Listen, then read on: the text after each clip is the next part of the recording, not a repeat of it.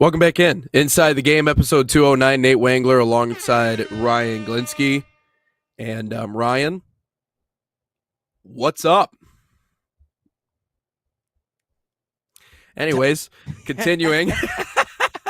You know what?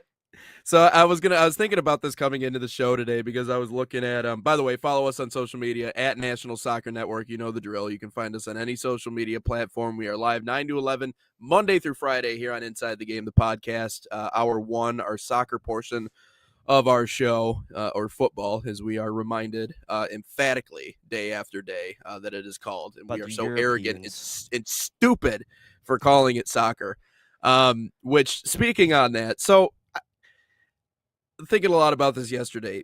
Your experience in life shapes the way that you look at the world. Like, even specifically when it comes to sports, right? If you are born in a certain area of the world, what you experience is what you believe to be true. If you were to ask a kid from Alabama who's an Auburn fan, who's the most obnoxious fan base you've ever met in your life, it would Ohio be State. Alabama. Maybe. I don't know if they were originally from Ohio. I have no idea. But, or, you know, if you were to ask someone, you know, let's say from California, who's the most obnoxious fan base? Ohio Probably State. USC or UCLA or Ohio State. They're probably a close second on that list. If you were to ask someone from Michigan, it would be Michigan State. You're on one today. Ohio State.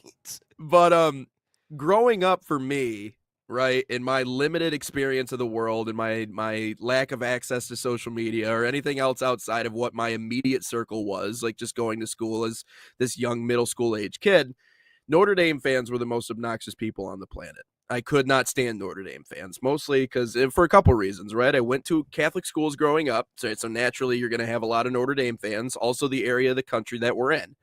We're only a 2-hour drive from South Bend, right? So that's, Beautiful I mean, essentially campus, that's. Oh, love it. Yeah. Oh, Notre Dame's beautiful. Don't get me wrong. Last time I was there, we were actually taking wedding pictures, and they actually walked a couple of football recruits by us. Oh, nice. And so they were going to look at the grotto, and so I walked up and I was just talking to him, and one of the recruits' dads said that I looked like a leprechaun, and then I laughed, and then he's like, "You sound like a leprechaun too." And I'm like, "All right." I'm like, I am not promoting Notre Dame here. I'm actually coming over here to tell you that there's another school in Ann Arbor that you should probably consider before you come here. And they're like, and then I walked away. But anyway, anyway, national championship recently. Right. I just wanted to mix it up a little bit, you know, and I could tell the person doing the tours was like, okay, go away now. You know, we don't need you. So anyways, but Notre Dame fans were the most obnoxious people of all time because I was surrounded by more of them. Like, there were just more ND fans all around me. So naturally, I was not exposed to anything else, right? I get a little bit older. I get on Twitter. All of a sudden, I start to realize just how obnoxious Ohio State fans are, the SEC. Like, you start to kind of get a look at, okay, like on a larger scale, like these people are nuts. Notre Dame fans are actually pretty tame compared to the rest of college football and even down south. But one thing I've never experienced, or at least not to the same extent as I have since coming on to this show and working for the National Soccer Network, I really shouldn't talk all that bad about SEC fans anymore, because SEC fans don't come after your intelligence a lot of times. SEC fans are just going to be arrogant and tell you that, hey, we're the best ever. European soccer fans might be the most obnoxious the earth has to offer in terms of sports fans towards Americans. And the reason why I know this is because we were reading through some of our YouTube comments yesterday on our video talking about how there's a bias in soccer across in Europe for American soccer players. An example like Weston McKennie, who has to battle for a spot every single year despite being arguably the best player on Juventus year after year. And let's just say that did not sit well with the international YouTube football consuming community. Because my goodness gracious, yeah, I gotta give a shout out to TikTok. At least TikTok tries to bury some of those comments a little bit. They do. YouTube's just like, here's what this guy said about you. Have fun. And one of the comments, I believe, the guy was trying to shut our page down because he didn't like our take about. Oh yeah, we got reported a couple times technically. Yeah. Against American soccer players, which is just wild. But calling us ignorant and stupid and dumb. So welcome back to the It's Called Soccer podcast. We're actually formally changing the name of the show today. It's called Soccer. We're going to prove in 2026 why it's called soccer. Right, Ryan Glinsky? It's the confidence we're going with right now. If that happens, the world will not know what to do with themselves. They will. That's what I'm saying. They will. They won't know what to do. And I will say, I met a couple of my dad's coworkers that are European soccer fans, and they're pretty cool with Americans, I guess, when it comes to soccer. Like, they're pretty cool with it. Like, they're all Spaniards and stuff, and they're all pretty cool. A couple of them own some teams over there, so they're all pretty cool with it. But for some reason, yesterday just was. I don't know what we said that really just pissed them all off. I mean, if the moment Christian Pulisic scores like game-winning goal against like a European side in the knockouts and lifts his shirt up and that reads "It's called soccer," I think the world will end. Like I really do. Like we all talk about all these like different ways the world's gonna end. I think the number one way the world ends is if America becomes really good at the men's side, if America becomes really good at soccer and wins the World Cup. I genuinely think that's how the world ends. Because World the War Europeans II, won't know what to do. Because if you think about it, obviously we own American football, like no one ever comes close to it. We obviously own basketball. Baseball and hockey are a little different. Canada kind of owns hockey, and I feel like Japan has got to own baseball, right? Like they're just robots over there. Like they're just not true. They're not real. And then soccer, like that's the only thing the world had. Like if you look at every sport in the world, major sport, the U.S. is in the top 3 or top 5 of every single thing, of every category. But you look at soccer, and they're nowhere close. Like they're 20th, maybe 15 at tops. Like that's about it. But at the moment we conquer that and constantly get in the conversation of we're in the World Cup, oh God, they'll invent another sport. They'll invent another sport that we're not good at. Like I don't know how we are in the world of like rugby or cricket, but yeah, we outside of soccer. Once we conquer that, the world's gonna end.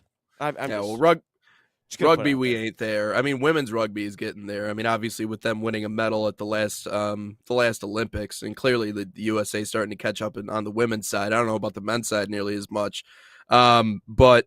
What I will say is that the number one indication of you being guilty of doing something is if I bring it up and your first reaction is a visceral one and you're going to start yelling at me and insulting our intelligence, I'm pretty sure you're guilty of whatever it is I just accused you of. And everything we just accused them of, they are guilty of. Everybody in that comment section is guilty of it, because if you weren't, you wouldn't have felt the need to say what you were saying in calling us all these things. That's the funniest thing to me. And remember what I said in that. I think I said it in that clip. And maybe not. I don't know if you included this part in it. And I talked about how it's not that the bias exists. It's that they're scared to admit it. They don't want to admit it. They're afraid that again, we're going to do exactly that. All right. World War II started because there was a power hungry country that wanted to take over the world. And World War III is going to start because there's a power hungry soccer nation that's going to take over the World Cup. And then no one's gonna know how to handle themselves. And who saves them in all these wars? Just put it out there, Europe. Who saves you? Who saves you in all of them? I'm not arguing. I'm just not gonna argue history on this one. Hey, but reading the Soviets played their part, but they ain't too good. They ain't too good at soccer. Russia, that is. Like I just keep looking at these comments, and it's all about why are Americans like this? Why do you call it soccer? You have to call it football. Like. I don't care what it's called. Like I'm sure you guys call our sports different things. And also, like, obviously I'm not saying the US is close to winning a World Cup because we're not. Like I'm not saying that. But this has got to be like the closest we've ever been, right? Like in terms of the amount of players playing over in Europe, like I'm measuring this based off how many players are playing in the top leagues over in Europe. How many are actually integral parts of their teams? Like you look at Pulisic, he's an integral part of AC Milan. You look at a guy like Malik Tillman, who Bayer Leverkusen spent $40 million on. You think of Weston McKennie, who is an integral part of Juventus, or at least we thought, and he thought, but he's actually being approached by 2 Premier League clubs at the moment. You think of a Tyler Adams, who was, again, integral part of Bournemouth, but he's hurt at the moment. You think of Chris Richards with Crystal Palace. Like, you think of all these different players that are important pieces of their European sides. Like Joe Scally's starting to get back up there for Borussia Mönchengladbach. He had a good performance this past weekend. So you just think of it, and I just think of, like, okay, you can send an American over there, but if he just rides the bench, plays in a couple of games here and there, I don't really see that as moving the needle. That's just me personally. But the fact that these players are making some strides over there and actually playing meaningful games, Tim Way is another one I didn't mention, then obviously I see something going on. Like, obviously something's changing, and this has got to be the again, I could be wrong from something back in the early 2000s or the 90s or something. We were close in a year or something, but to me, this feels like this is the closest America has ever been to eventually winning a World Cup, just based on the amount of players that are over there and actually making strides and actually playing games. Like, how many times, like, we just talked about him. Mateus Albert, we talked about it a couple months ago how well he was doing in one of the Youth World Cups. He's actually on pace to make his debut for Dortmund this year, and the kid's like 17 years old. Like, that doesn't happen. Like, that doesn't happen often. And again, it's another American making strides, but I digress. No, and like the biggest point in all of this is that imagine the pressure that the players feel over there. I mean, that has to be so immense for them playing in that environment. And the truth is that if you produce, they love you. If you don't, they don't. And Brendan Aronson I think is a perfect example of that. He was someone that was absolutely buried in the Premier League just over 40 matches into his career there. But now that he's picked things up, I mean, they love the kid. You know, they're chanting American boy. I mean, they've completely turned and changed their tone on Brendan Aronson. But if there's one comment in that comment section that I actually looked like, and I was like, you know what, that guy has a point. Everybody else in here calling us ignorant and arrogant and, you know, and all these things. Again, I find it funny. I think it's great. And also because I don't think these bozos realize that the more they comment, the more they're actually like feeding our video to the algorithm. So it's like, thanks, boys. We appreciate you. Even the hate, you know, like, hey, I just reported your channel. It's like, well, you tried to tear us down, but you actually built us up at the same time. So that's why I never really find any of that stuff. Like, and when you grow up with a dad who has a dry, sarcastic sense of humor, you trust me, the rage baiting really doesn't get to you nearly as much. Yeah. But what I will say is that there was one comment in there that I was like, okay, that guy is actually onto something. He was like, if this is the case, he goes, then win something of significance. Or STFU or STFU. Now, you didn't have to say that last part, all right? We can be respectful about this, all right? Don't tell me what to do. But the first part about win something of significance is absolutely true. Like, I get it, man. Like, we can't hang our hats on gold cups. No one cares. Anything within CONCACAF, I've said this before, it's built for the United States to succeed. All of that is built for the U.S. to succeed. Either us, Mexico, maybe Canada once in a blue moon. But outside of that, I mean, you have to prove that you can win something of significance. I understand that. I get that 100%. So again, that's why the 26 World Cup means as much as it does. That's why the eyeballs of the world, or not the world, really the United States is going to be squarely on Mauricio Pochettino and how this team looks. And that transitions us actually perfectly into our opening point here for our number one on Inside the Game. We're going to talk a little bit coming up on the other side. Let's take a quick break, but on the other end, we'll talk about our projected 11, where it was actually one that was released yesterday. Doug McKinstry released his starting 11. Reacting to a starting 11 for the U.S. men's national team. Okay, not our list, but he's reacting to one. We'll react to his reaction on the other side of this break here on Inside the Game.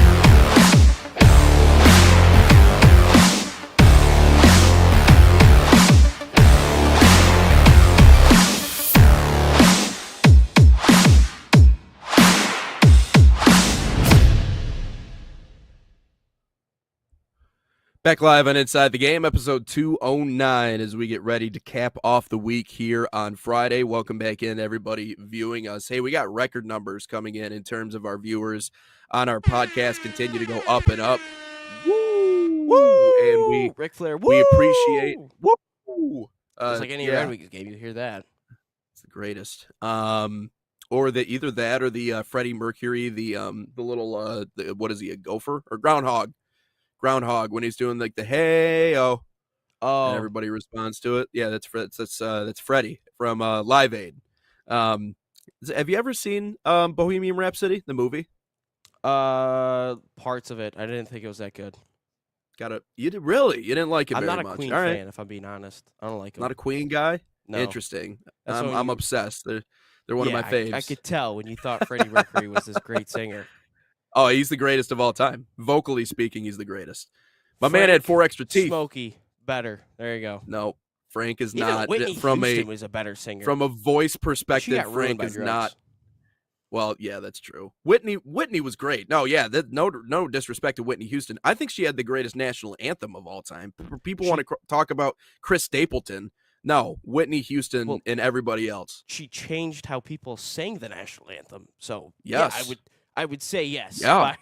By virtue of that, I would say yes. Yes, absolutely. So no, that is no disrespect at all to Whitney, but no, from a pure vocal perspective, and we can get away from music here. I know we got stuff to talk about. I just think Freddie's the great. I don't think anybody's had range like Freddie. But anyways, getting into our conversation here, let's take a look at our reaction from Doug McKinstry to a projected U.S. men's national team starting 11. We're going to see a lot more of these as we get closer to the World Cup.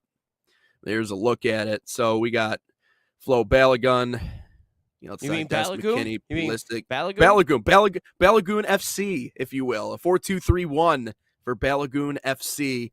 Tessman and Adams in the middle. Then a backline Jedi, Ream, Richards, Freeman.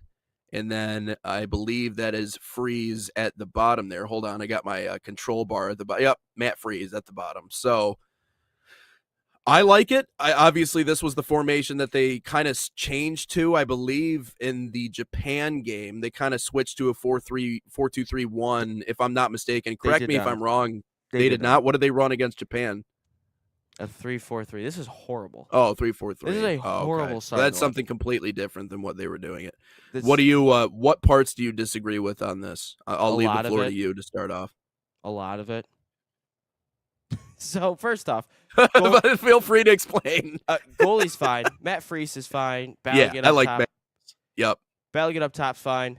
But first off, we got to put Chris Richards as a middle back, as the kids say. Yeah. As the kids say. First off, you got to put Chris Richards in there at center back. You got to switch to a back three. Like we saw that, you could call it a 5-3. You could I would say 3-4-3. That's the formation they got to run with, and you got to put Richards in the middle there. You got to put Tim Ream on the left side of that back three.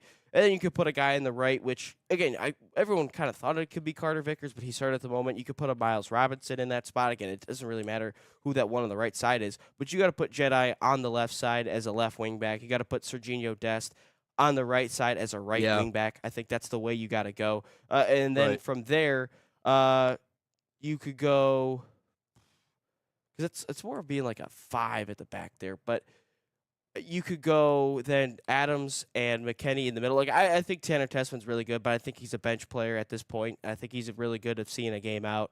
So that puts me at what? 1, 6, 8, and then you got to put Balogun up top, and then you got to put Pulisic on the left. And honestly, you could put Tim Weah, though, on the right wing back, too. So, again, you got to put Pulisic on the left, and I think you could interchange who's on the right side because Gio Reyna's played really well there.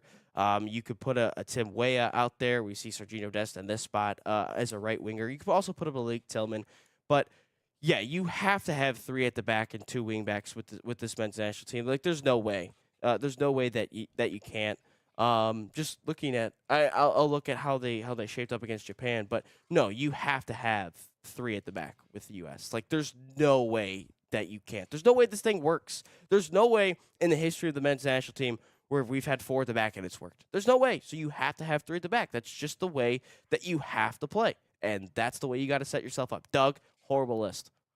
What is it about playing that way that you think would not work out well for the U.S. men's national team, having 4 at the back as opposed to 3 at the Well, back? well, first off, I would say if you have Tim Ream out there, that adds cover at 3 at the back. Well, yeah, that's true. Tim Ream is old. His legs aren't quite there anymore. And Yeah. having that cover there, because you could have a CDM cover, you could have a Tyler Adams or a Weston McKennie cover a little bit, and then on that left side you could have a Jedi cover him as well. I think that helps it. That also helps with the flanks. We can't really build through the middle. The U.S. cannot build through the middle. We've seen it. We've tried playing out of the back and trying to build up the field. It just can't. Obviously, that's the way you want us to play, but we can't do it. So you build up through the flanks. And who's our best player? Pulisic. He's on the flanks. He's one of the he's our best player, and he's one of Yeah. you gotta get him the ball. I personally think Pulisic should play as a number 10. I really do, but obviously that's not gonna Yeah. happen. Pochettino would disagree with it, but no, I think you have to play a 3 at the back. You just have to. That gives us a little bit more control, and we're excuse me, we're a little bit vulnerable in a counterattack, and that can obviously help us as well with having 3 at the back there too. So yeah, that's Well, that's in what this you mainly gotta position, do. does this allow Jedi in the spot that he would be in that formation? Does that even allow him to really get forward Yeah, at all? it does. It does. Yeah, it does So I mean, because he uses the flanks to his advantage, and having it's true. three at the back there compared to 4. So You're talking about the way you want to play allows him to play forward, not the one that the projected lineup that we just put on our screen with. yeah, no, this would not allow. Yeah. See, Because that's the biggest problem in my mind. I mean, I want Jedi to be able to improvise and create plays from that wing back position. So like it would be really hard for me to justify this because he is such a playmaker. From that perspective, that's why I think something like this would be troubling. But like you're right, like the parts that I agree with, like having Flo up top is I think that's the way to go. I think Matt Freese has proven that he's the number 1 goaltender. But no, from everything you're saying, that was just my main question is I think we need Richards farther forward, but I think we need to give ourselves something to where Jedi can also get forward and improvise and create for this U.S. men's national team. So to your perspective, from that point of view, I can see what you're saying. to your point, we don't need Richards to get further up the field. We just need him to stay rock solid in the middle there, and the other. Well, two yeah, in the backs. middle, right? That's But exactly. no, from Jedi, where he this allows is, everything. So if Yeah. we're looking at this, if we were allowed Jedi to play the Jedi way, I guess if you want to say that, in this formation, if we're to use the allowing force. if we're allowing Jedi to use the Force here and get up constantly up the field and all that and joining the attack, that allows us to be a little bit more vulnerable. And then there's just 3 at the back there, compared to where you could have 4 because Jedi would get up the field and then you could invert it that way as they kind of move over to the left there.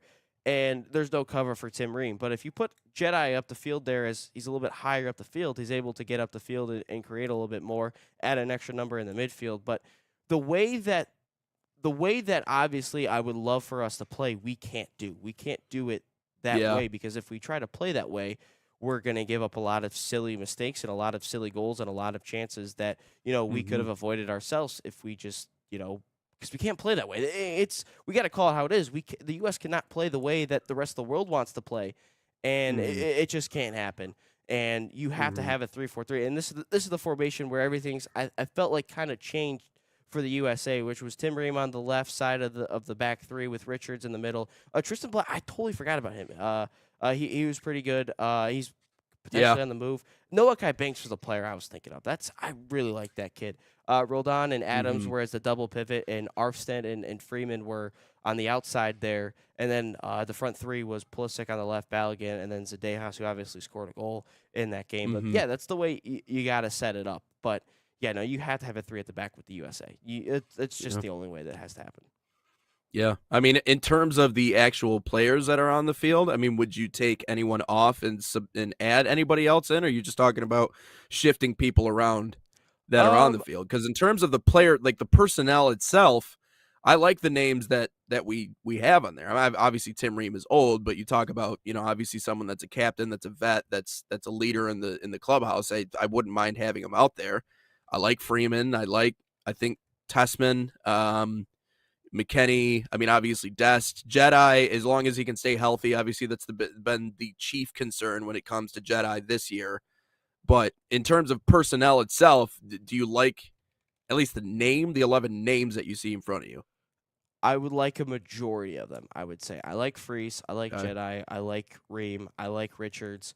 Freeman's fine. Again, I was the one who said that Tessman should be on the roster. Like, he should be on the roster, but he's not a starter.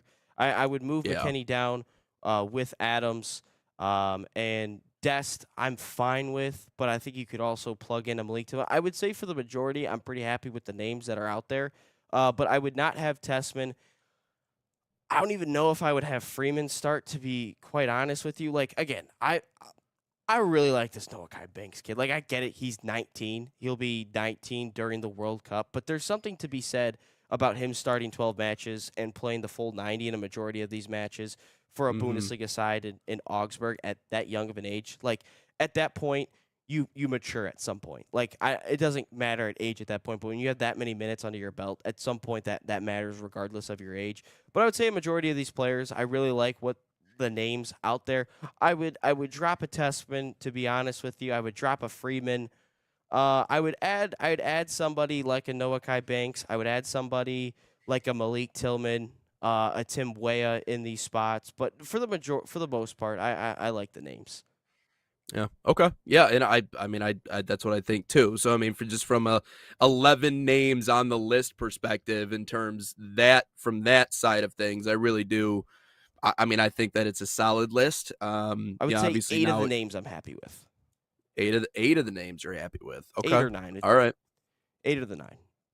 That's fair. The upcoming months are going to be absolutely wild in terms of who our 11s are and who people are projecting to be on the field. I know I was looking at another list a little bit earlier. I think Alexi Lalas also just released a list, which I'm sure people just had a field day with because they just don't respect what Alexi Lalas has to say.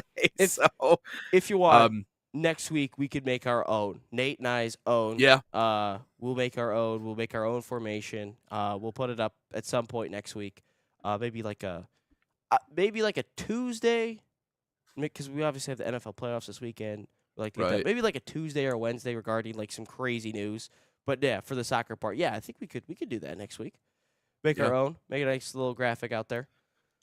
So, still waiting on those boys to get back to action, but obviously now that we're into January, things are ramping back up again. So we'll have to wait and see. But I mean, I'm getting sick and tired of looking at these international rundowns and giving individual updates. I just want to see how they all look together as we get ready for the World Cup coming up in the summer. But speaking of the World Cup, I know we complain about ticket prices a lot on this show, and I know that the common man loves to talk about ticket prices because it just feels like sometimes you're yelling into the void, right? Like no one can.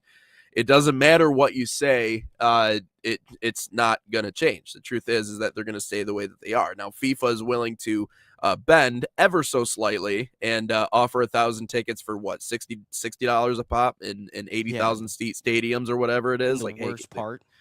Appreciate you, I guess.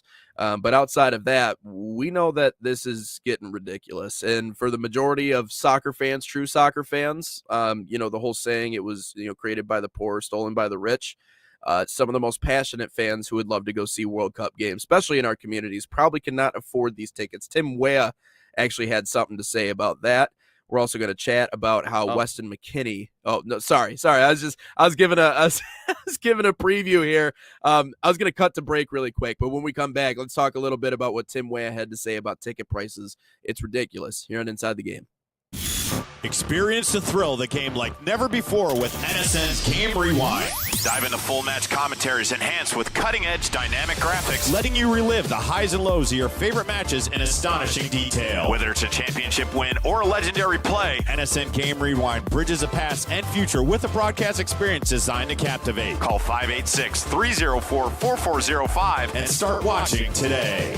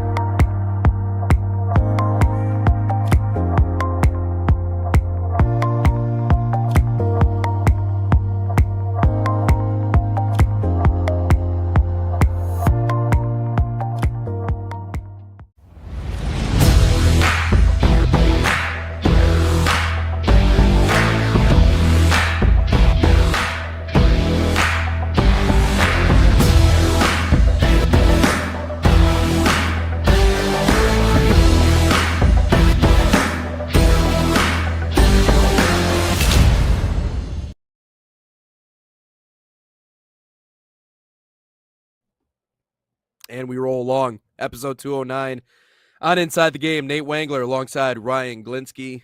Well, not producer, but he's in the building. Jonathan Turner's back there somewhere making calls, trying to set up our business, pitching us to the people, if you will, here on the National Soccer Network. We got a busy schedule coming up, a lot of arena soccer.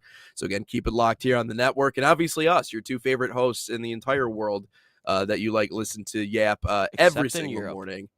Except in Europe. Anywhere else outside of the continental United States. Even some people in the United States probably don't even like us. So, that's but hey, the mark of a good host is not being liked by a good portion of your audience. Okay, so that's just kind of a part of it. So we appreciate anybody. Hate viewers or love viewing us, either way, cool with us. Let's get on to this next point, though, that we have here in our first hour. Tim Weah, who obviously is part of those conversations for the U.S. men's national team, is talking a little bit about ticket prices. It's too expensive.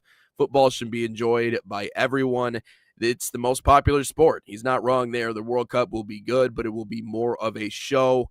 And I'm gonna complete that thought. It will be more of a show, and it'll be less authentic because it's being played in the United States.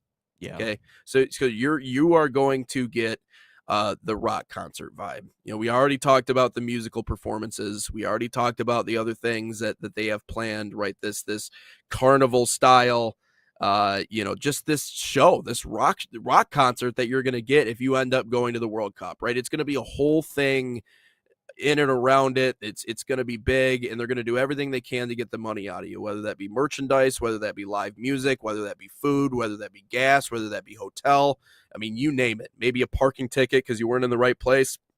Makes Either sense. way, here's my biggest conflict when it comes to the World Cup, and specifically when it comes ticket prices are ungodly expensive. Okay, that's a fact.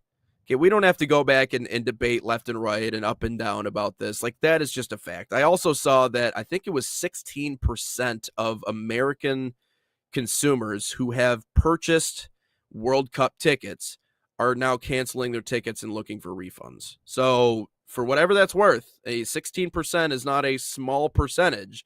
Like, that is, and I don't know what that's attributed to. It could be attributed to a lot of things. But the biggest problem for me, and to this point, I can sympathize and empathize with European fans when they look at the game here.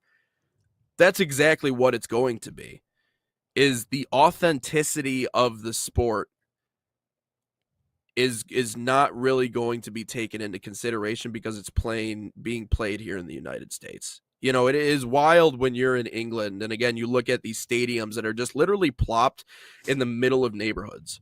Like, some of these clubs, some of these teams just play in the middle of neighborhoods, and everybody from the neighborhood, they come out and they watch them, and they're passionate, and they fill out the stands for every single game. And that is the thing about the culture of soccer. And it used to be this way with baseball too. I mean, why do you think some of the oldest baseball stadiums in the United States are in the middle of neighborhoods? Think of Wrigley, when it was built in 1912. Think of Fenway. Fenway's the exact same way, plopped right in the middle of a neighborhood. In Europe, the football culture is exactly that. Not even that. Brazil too, and in Central America, all these other places, everywhere. There's a community feel to the sport of, again, soccer, football, whatever you want to call it. And it's affordable, and it's easily accessible. And the show component of it, there really is no show, because the show is what's on the field. If anything, it's the supporters that create the show. They're the ones that put the show on, whether it be the flares or the chants that they do. Like, that's where the entertainment value of the game comes from, is the game in the supporter section itself. It's everything that's wrapped into the actual 90 minutes that the game is being played. Here in the U.S., they're going to create so many distractions and so many things outside of the game just because, again, they want to play it up as the greatest thing that's ever happened in the history of the sport. I think it's easy to think that we could overcharge this a little bit. Like, it's the World Cup speaks for itself. It's the World Cup, right? It's the most, like, outside of esports in the esports World Cup, which, I mean, crazy the ratings that they get, sometimes more than the World Cup itself. But outside of that, the actual soccer World Cup, football World Cup, FIFA World Cup is the most, again, it speaks for itself. But I fear that we are trying to create something out of it that it isn't. And in a way, it kind of distracts from the actual product itself. It started with expanding the field and adding more teams, teams that, again, that we kind of understand, like they're not going to win a World Cup. But if we bring them in and if we have more games, that means more money for everybody, more money in TV contracts. It means more money in terms of ticket sales and revenue that way. But now we're adding live music and we're adding all these other things on top of the fact that, again, the tickets are just so expensive. The authenticity of the game itself is going to take a real hit in the U.S. when it comes to the World Cup. And I think that's the point he's trying to make. The dollar amount is one thing, but it just, I think, to a lot of people who are used to a certain experience with football, soccer, are not going to get that experience here in the U.S. It's going to look a lot more like the NFL. It's going to look a lot more like the major professional American sports. Like in the NBA, like they play. What's that? So there'll be too many sidebars. Like, look at the Super Too Bowl. many. Look at the Super Bowl. Yeah. There's like music outside the stadium before the game. Yep. There's obviously the halftime performance. We look at the commercials. We look at the celebrities on the sidelines. Like there'll be, or up in the suites, I should say, or the sidelines, whatever. There'll be too much stuff. There'll be too much stuff outside of the game. Like he's 100% right. That's what American business owners, all that stuff, sports, whatever. Like they want to maximize the profit that they can. They want to include musical guests. They want to include everything. They want to include all these different promotions. They want to include why do you think there's so many like different nights at the ballpark? Star Wars night, University of Michigan night, MSU night, all that, Oakland night, CMU night. Like there's so many different promotions going on a daily basis, and we're going to see this all the time, especially in the LAs, the Miamis, the New Yorks. There's going to be so many different celebrities that the camera's going to constantly pan to. There's going to be so much extra stuff. Why do you think they're trying to add a halftime performance for the World Cup final? That's never happened. Sure, they add a musical performance at the beginning of the game, like before the game even starts, before warm-ups. Yeah, that's something a little bit different because that doesn't disrupt the flow of the game. But they're trying to add a longer halftime break to include a musical guest. Like, was it really necessary in the Lions-Vikings game to have Snoop Dogg perform halftime of the Christmas Day game? No. It was really necessary outside of the Thanksgiving games and outside of the Super Bowl. That's how it should be. But are we really trying to add a Beyonce to a Texans halftime show? Are we really trying to add all that? No. It's just to maximize a profit. That's all it is, and it's gonna 100% be a show.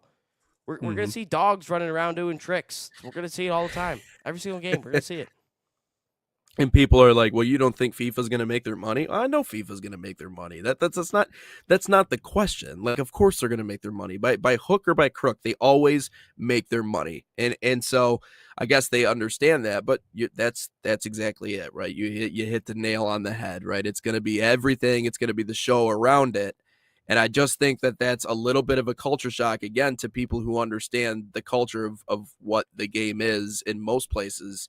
Every other place, I would argue, around the world outside of right here in the United States, because that's just what the American consumer is, right? You're not the day and age where people passionately loved, and again, you call me the baseball guy all the time, and I can speak to this personally. The day and age where people passionately loved the sport of baseball and genuinely like wanted to go and watch the sport, in a lot of ways, I wouldn't say the game is dead, but consumerism has helped keep baseball afloat for a long time. And the reason being is because we'll tell a bunch of families that, hey, Bluey and Bingo are coming out tonight, and that just so happens to be our most attended game of the year. I mean, we damn near won 100 games. Like, this is a team full of players who, 2017 was probably the most dominant minor league team with the Whitecaps and Tigers have ever had outside of this year. And so that means I'm going to guess anywhere from probably 10 to 15 of those guys we had on our team this year are going to make a major league roster at some point in their career. And that's a wild thing to say about a high A team, but that's the truth.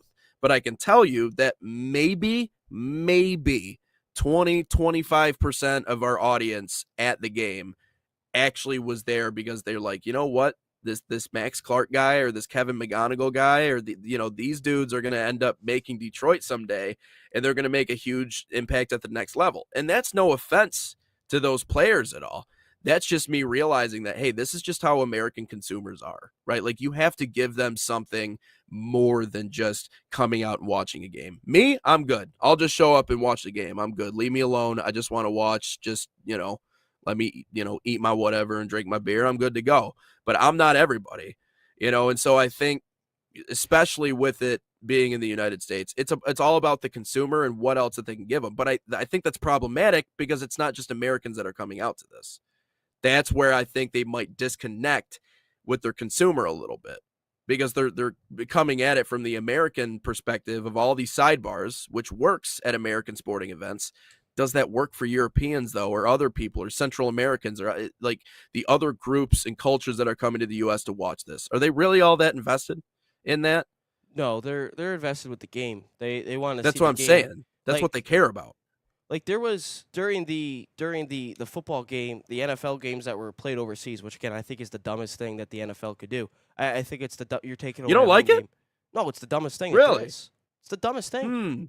You're taking away a home game like from it. the passionate fans, the people that you're taking away a home game. Why do you think? Again, what the NFL should do is play all the preseason games overseas. Play every single preseason game overseas.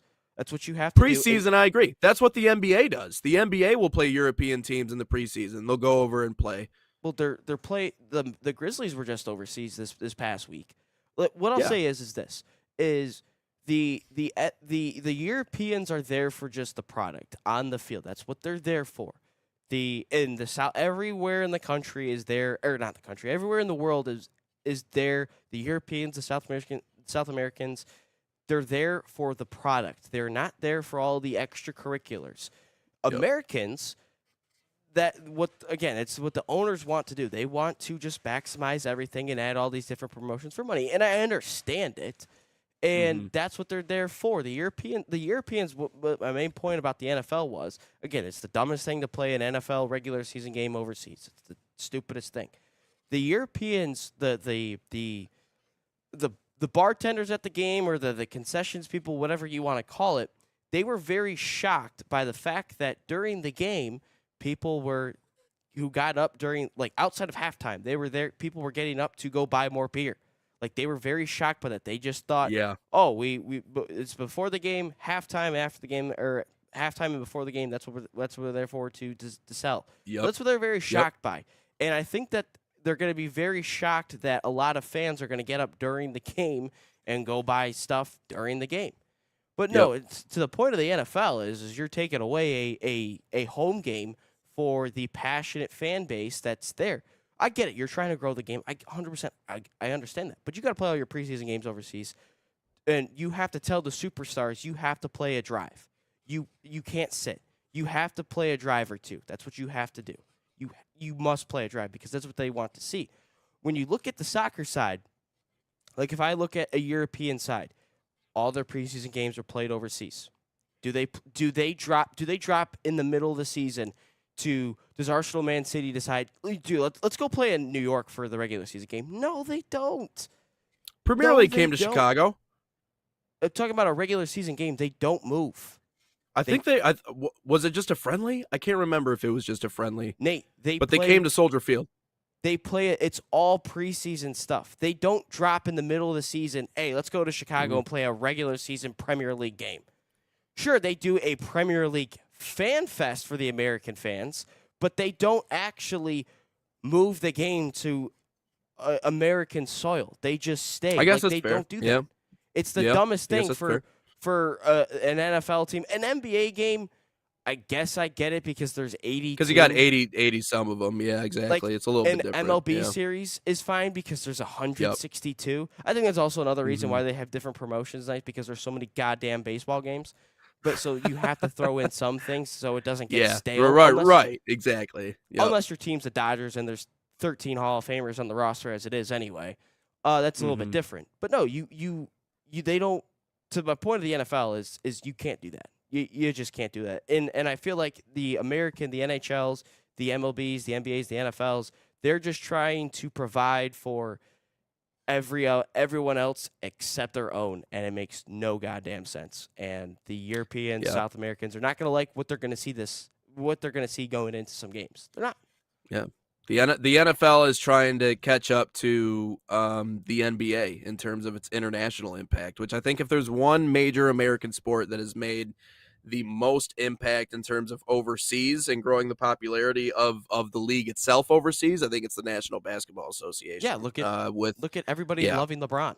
Everybody loves LeBron. Oh, it has to be. Like, everybody. I don't know if you've ever seen, but every time LeBron is in a city to play a basketball game, everybody, whether it's a restaurant, whether it's the local guy trying to sell T-shirts outside the stadium, everything, hotels, everything grows. Like everyone is actually like, and anytime he's been in a permanent team, whether that's the Cavs, whether that's the Heat, whether that's the Lakers, like they all talk about how much money they make just because LeBron's is in the damn city. Yeah.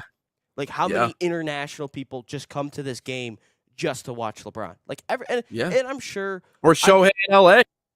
Yeah, I mean, it's just half the crowd is Japanese when he's playing, and I understand it. They want to come. They want to go. They want to watch him play. So I think that's what the NFL is trying to do. They're trying to expand their international reach, which obviously we see that it's still very popular over there, right? Because the place is sold out. Like I told you the other day, it's the funniest thing to look up in the crowd and see like 17 different teams being represented in one place. Because again, they don't really have a connection over here. They're just kind of choosing one. But no, to your point about the regular season stuff, I get that. No, I can 100% relate to that. You don't want to take one away. But then again, can people even afford the tickets over here? I don't know. I feel like it's mostly companies or organizations that are buying up swaths of tickets. And so the rest of it, if, once the yuppie brigade is done buying their tickets, it's like $400 to go. So the least expensive Lions game this year was in Los Angeles, California against the Rams. Like, think about that for a second. That was their least expensive ticket. Yeah, people say like, oh, it's so expensive, people aren't going to want to buy it. Then why is it sold out every single time? Why is every single game packed? Why, like, well, you got it. Are we talking for like the second class family of four? Is that what we're talking about here? Well, you got to. I mean, a lot of those tickets go to like corporate. There's companies, there's businesses that buy up, like I said, certain sections or rows or seats. You're going to get people with certain discounts because of where they work or that they know someone or that that is real. That is a real thing, and then when you get all the way down to the tickets that we have remaining, that's why they're marked up so much, because they're like, the people are going to be willing to buy it because there's a limited amount of tickets. And there are a lot of passionate people. Again, I'm not that passionate to the point to where I would spend that much money. I would certainly hope that there's just a mutual connection, but there are channels in which those tickets go through, right? But it starts off with, for the Lions as an org, Johnny and Joey are not going to be the ones that move the needle for you as an organization. Getting this company over here that makes that produces X amount of revenue to buy X amount of tickets for the entire season, or season tickets, or whatever it is, those are the people that move the needle. Johnny and Joey are not going to do anything for us as a franchise, even if whatever. So the people that complain about, are people even going to be able to afford it? Clearly people afford it because they go to the damn games. It's like, can they afford it, or do they go deep into their pockets and go, ouch, that hurt, but at least I'm going to a Lions game? Like, there's a difference between that. Like, I could technically afford the ticket, Ryan, but like, it would hurt like hell. And I think it does hurt like hell for a lot of people. Why do they still? It's the same crowd that says, well, the NBA is just constantly losing views. Well, then why are their numbers still record breaking in terms of views?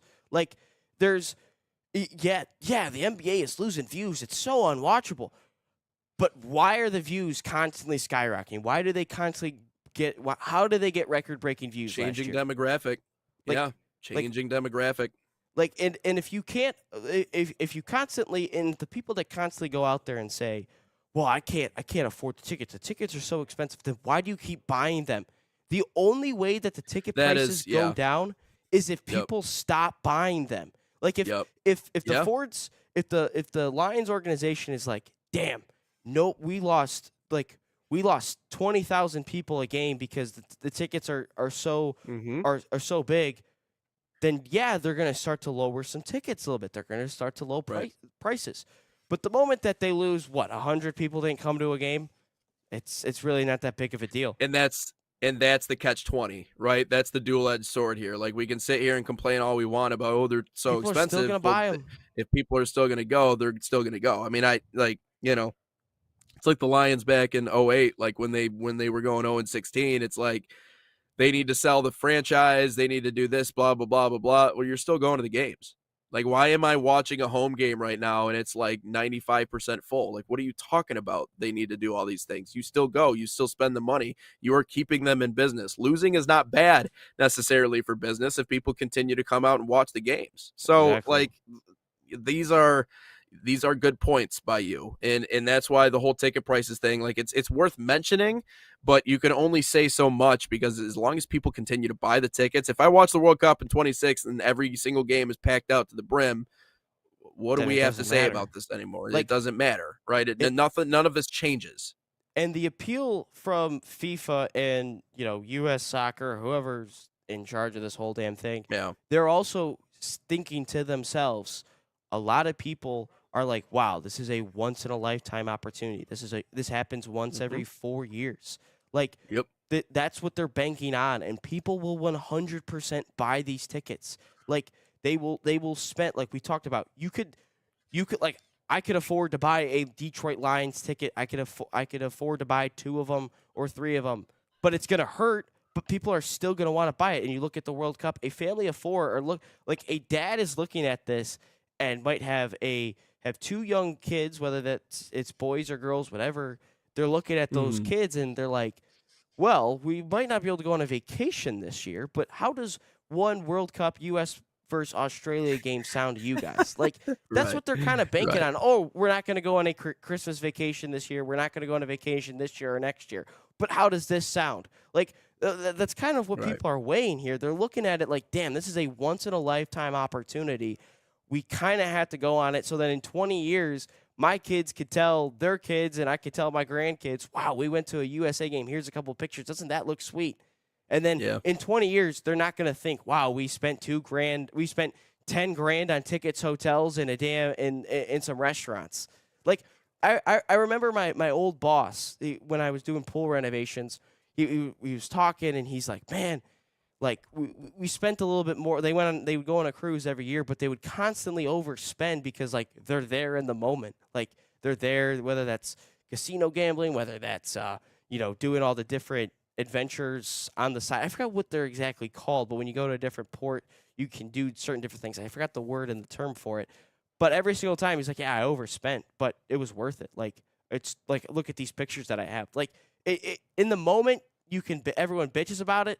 But then in a couple months, no one mentions it or remembers it. They just remember the memories. So people are still going to buy.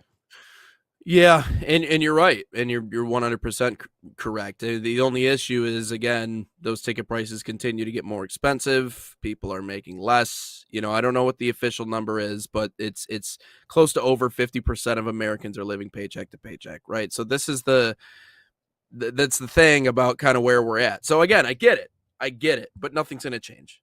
Right. So it almost feels pointless kind of talking about it at a certain stretch. Let's very quickly talk on this last point before we get to hour number 2 in our all sports content. Weston McKennie was actually approached by a couple of EPL clubs. We talked about, we've been focusing a lot on Weston McKennie in our conversations the last, I'd say, week or so. Obviously talking about his uncertainty with his future with Juventus. You mentioned him coming back to Major League Soccer. I don't think that's the case, but approached by a couple of different EPL squads. What do you have for me there, Ryan? Oh, yeah, it didn't list the clubs, but he's probably been in contact with a couple. Again, a lot of these transfers are going to happen after the World Cup. That's just the way that it works every summer, or whether there's a Euros or not. That's just how it works. So whenever McKennie finds his new team, it'll be after the World Cup. That's when you'll see a lot of these clubs do business. And look, we've seen McKennie in the Premier League with Leeds United. I believe it was a loan when he was with Tyler Adams and all that. He's been in the Prem before. And, I mean, it'd be a really good move for him because I'd like to see him in the Premier League because I've watched the Premier League on a week-to-week basis. So it'd be really cool to see one of your own. Yeah, he played 19 games, scored a goal. It wasn't the best of situations. And, look, it's Leeds United. I would like him to move to a club where they're going to be in the Premier League, but they're not going to be fighting relegation. Like, I would look at a club like Brighton. I would really like to see him go to a club like Brighton Hove Albion. I think it'd be a really good fit for him because it's a club that, not necessarily wouldn't be in the relegation battle, but they'd constantly be kind of in the conversation to make one of the Europa League or the Conference League. So I think it'd be fine. But I think Brighton or a team like Crystal Palace would be a good team which, by the way, Crystal Palace will need a new manager next year because Glasser's not returning. But no, I think it'd be a good move. I'd like to see what he does. Ollie. Alrighty, my man. Well, let's take a quick break here. We'll come back for hour number 2. Man, we got a lot on the all sports portion of this podcast. Talk a little bit about the NFL playoffs and our picks. We'll also cover there's no real reason to play baseball this year.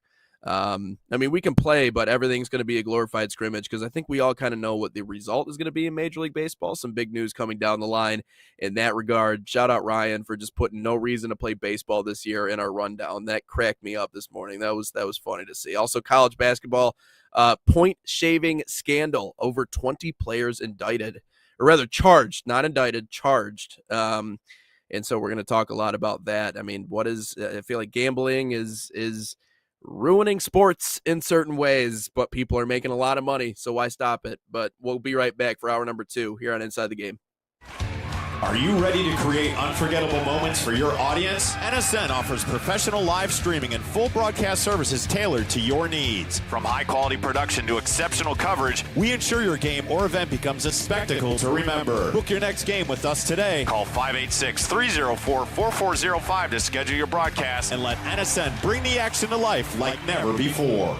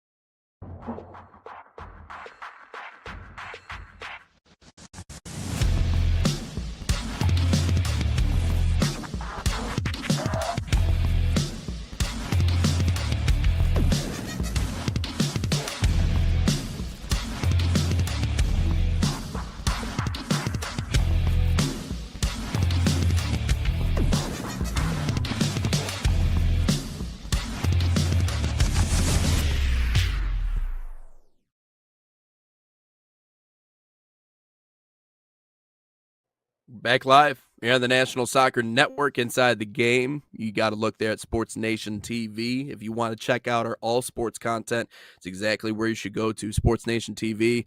It's been cool. It's been fun adding another hour to our show. I know for a while there, our first 200, we were just 1 hour of soccer talk every morning, which was great, but it's been nice to add this component to it, and especially now that we're getting to, in my opinion, the most exciting time of the year.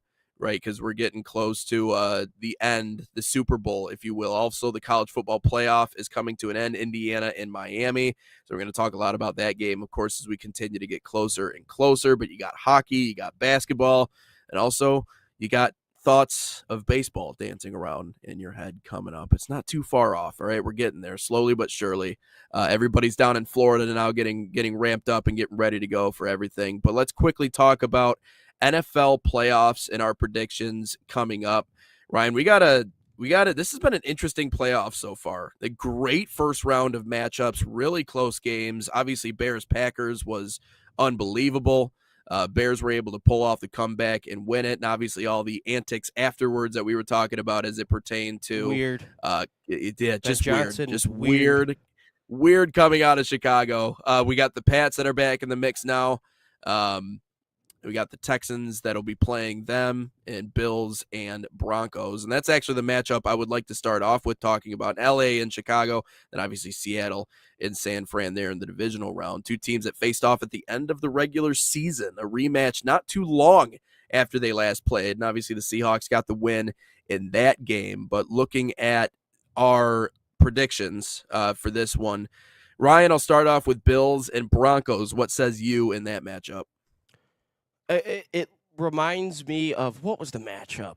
I forgot what the matchup was, but it's just like, it's like a young team.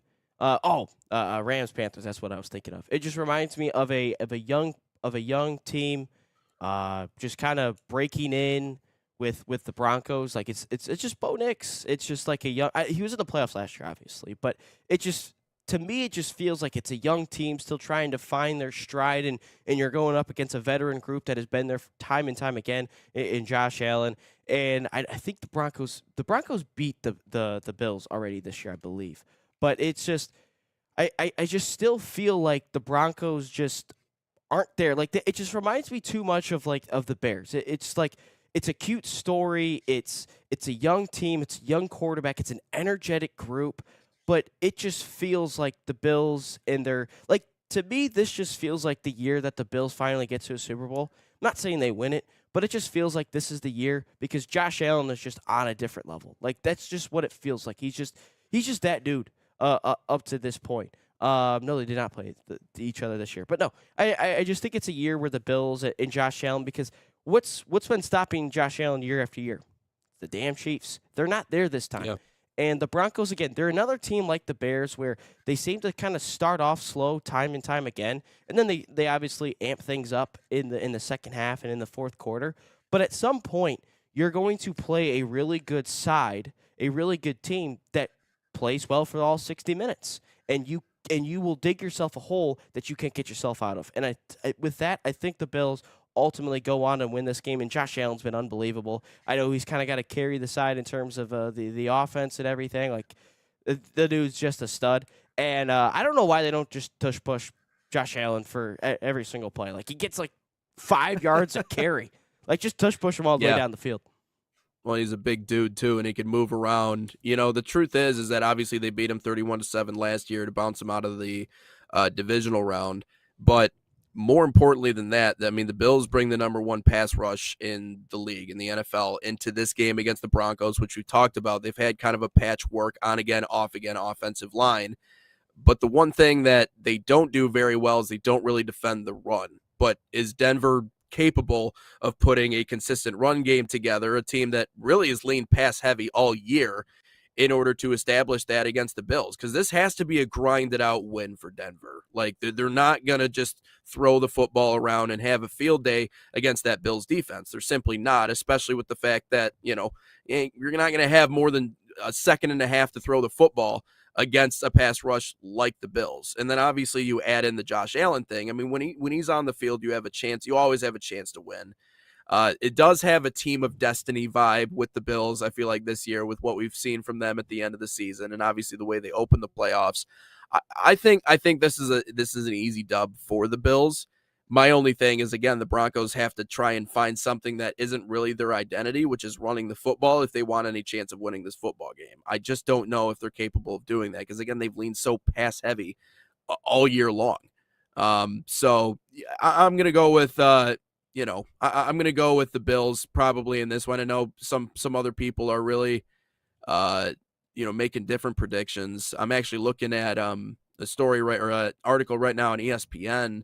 It looked like everybody actually picked Denver to win this game, which is surprising to me. I think this is yeah, exactly. Yeah. So who did you pick? The Bills? Yeah, did you pick? I think, I don't know. Me personally, that's where I'm thinking this game will go. Now, 49ers and Seahawks is an interesting one. I think this one is a little bit more of a toss-up. I'm thinking Seattle's probably the favorite just off the top of my head. Where do you fall on Seattle and San Fran? I think the George Kittle injury is going to hurt a little bit more in this game than people expect because I think Brock Purdy, George Kittle is his safety blanket. But, man, this is going to be a really good game. This is going to be a really good game, and I could see it going both ways. And one thing that I like about the 49ers that they kind of do and that they kind of have talked about, not really talked about compared to what the Lions do. Like I'm looking at the Seahawks have so many injuries, or not Seahawks, the Niners, I should say. The Niners have so many injuries on defense and everything, but they don't use that as an excuse. Like the coordinators are so good. Robert Saleh, really good. Kyle Shanahan, again, if you give Kyle Shanahan a top 10 quarterback, this is a damn dynasty. Like that's what it is. Like he's so good offensively. The way that he schemes stuff up, it's so good. But the only thing that's stopping me from saying the Seahawks win this thing is Sam Darnold. Like, Sam Darnold in the playoffs and in big moments. Like, it's just not great. Like, he's come up in big spots, like, this year in a couple times. Like, if I look at San Francisco, he particularly did not have a good game. Only 198 yards and scored 13 points. You look at the Rams, that's a little bit of a different story.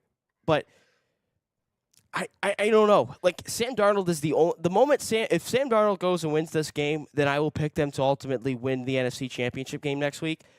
But something just tells me he can't get it done. I don't know. It's just something that tells me he struggled both times against San Francisco. But I really like the Seahawks, so I'm conflicted on this one. I'm just going to say the Niners win it. I'm going to say that. So sometimes both one seeds lose.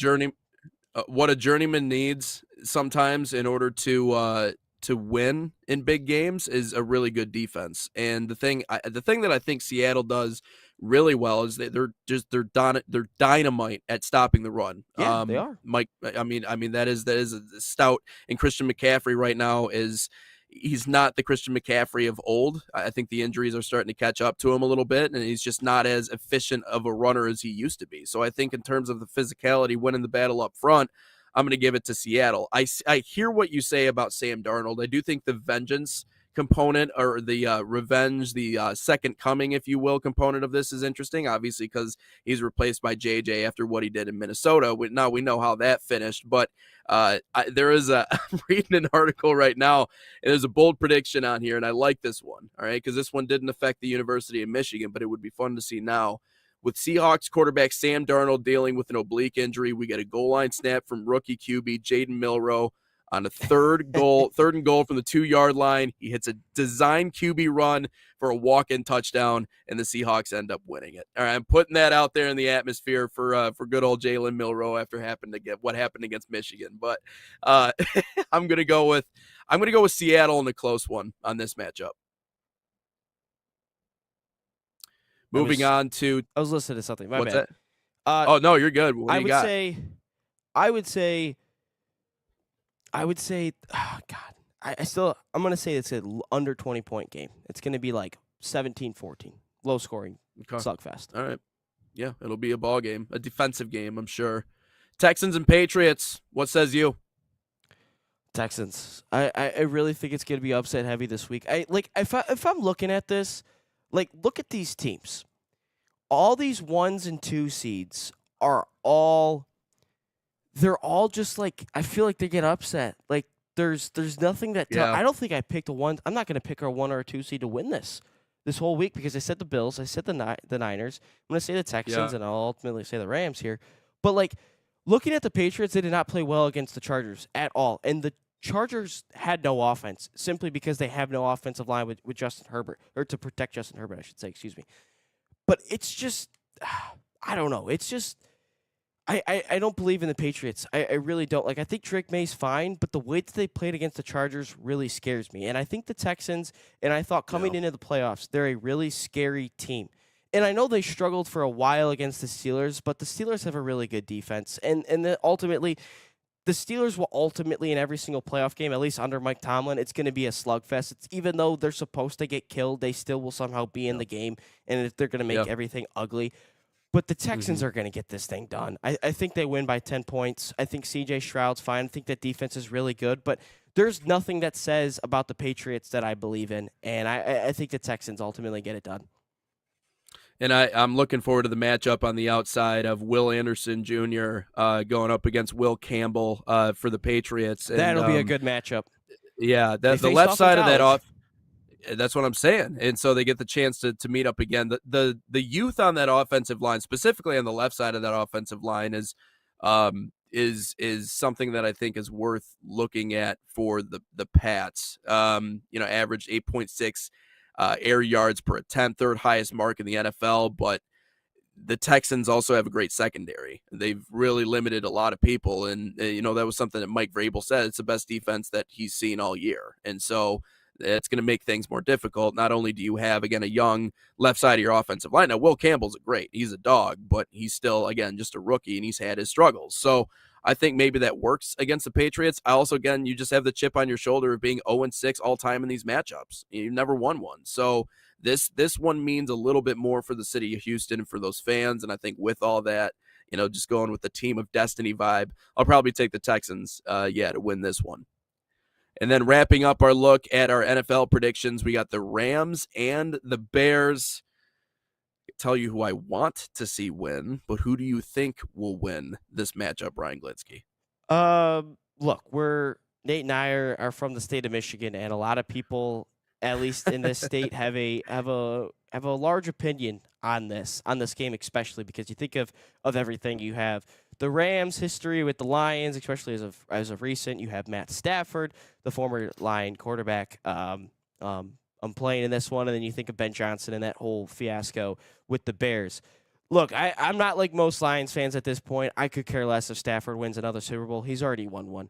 And I will always say, until the Lions win a Super Bowl, or at least get to a Super Bowl, the Rams will always win the trade. They have a Super Bowl. That's the ultimate deciding factor. And if Stafford wins another one, great. It just reminds me of Justin Verlander more and more as Verlander just wins rings outside of the Tigers, Stafford wins rings outside of the Lions. Like that's just how I feel. And I would rather the Rams win this game over the Bears simply because of a divisional standpoint. And I think the Rams win regardless. And people will say, oh, the weather, it's so cold. They can't get it done. It's outside at Soldier Field. Look, the Rams traveled all the way to Philadelphia in a blizzard last year and almost won the damn thing. So the weather, again, that's just such another cop-out. Unless do you remember the Lions-Eagles game back in like 2013, 2012 in a blizzard where you genuinely couldn't see? Yeah. Unless the weather's like that or we're in a damn monsoon, the weather doesn't play a factor because these are professional athletes, professional football teams. They've played in cold. They've all cold played in cold. Doesn't mean anything when everyone says that. Like the Seahawks won Super Bowls with playing in cold weather. The Packers, the Bucks went into Green Bay in cold weather and beat the Packers in 2020. The only thing is that cold weather does sometimes you make mistakes in cold weather. Like, not necessarily that the cold is affecting you, but the cold may affect the way you hold the football, trust me, you get hit in cold. I've been hit in cold before. Woo! Boy, it hurts a little bit more than getting hit when it's, 80 degrees out and you're going through two-a-days. Like, that's a different experience. So there are elements to why cold matters, but I agree with what you're saying. Like, just because they're a team that's based out of an area that's warm doesn't mean that it changes everything. It doesn't matter in this game. That offense is too good. The Bears' defense is Swiss cheese sometimes. I get it. No, trust me. And I'm saying 100%. Anyways, continue. Finish your point. And the Rams' defense is good. The Rams win this thing. And I did not pick a 2-seed or a 1-seed to win. It's going to be all 5s and 6s.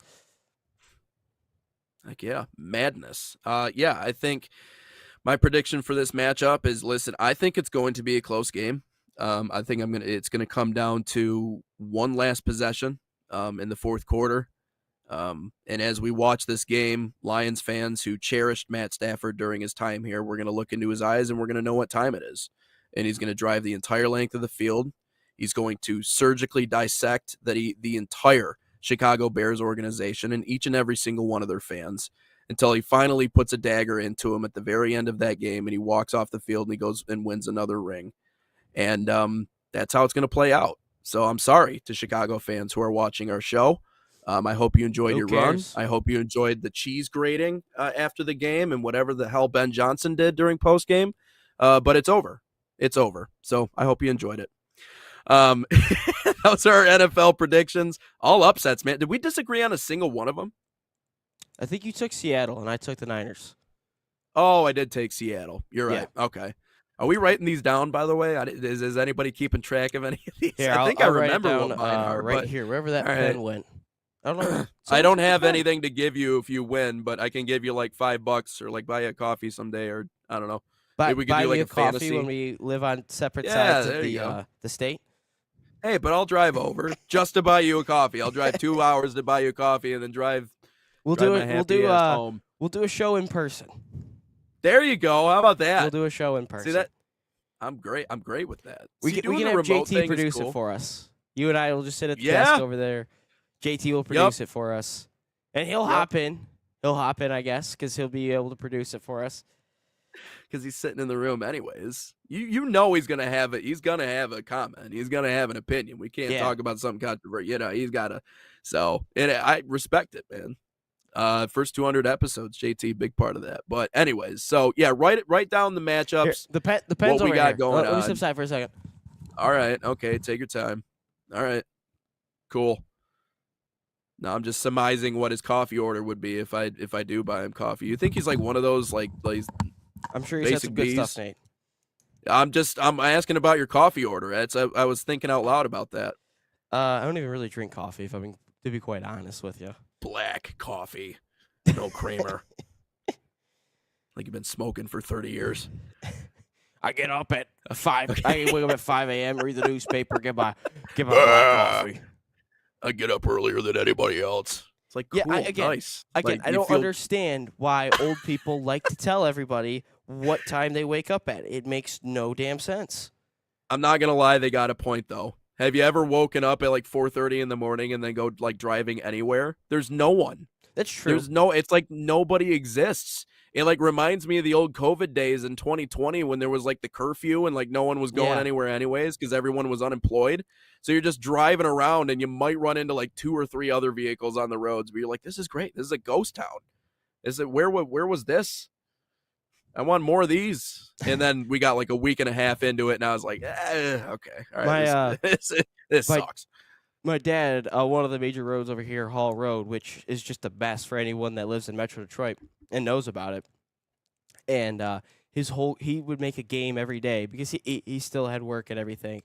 And sometimes he would go to the office, and his goal was to make every single light on Hall Road because nobody was out. He tried to make it in one trip every single time. He made it a couple times because freaking drag racing. Because he's That's funny. He's like, nobody's on the road anyway, and I can make every light. So yeah.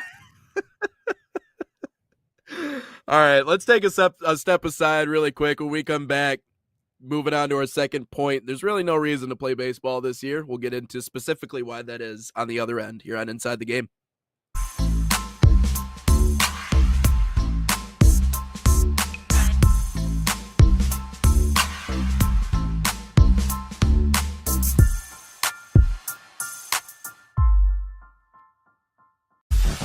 The Flint City Bucks are Michigan's top soccer franchise with 4 national championships, 9 conference titles, and 15 Great Lakes Division titles. They have produced 107 players for Major League Soccer, and they focus on attracting top talent and shaping soccer's future. Michigan Bucks Academy joins NLS Next new competition tier starting in September of 2025. This offers elevated levels of play and flexibility for high school participation. The Academy will provide premier development, high-performance training, and exposure to scouts through regional tournaments and MLS Next events. For more information on tryouts, training programs, and key updates as we prepare for our first season in MLS Next new tier, visit MichiganBucksAcademy.com.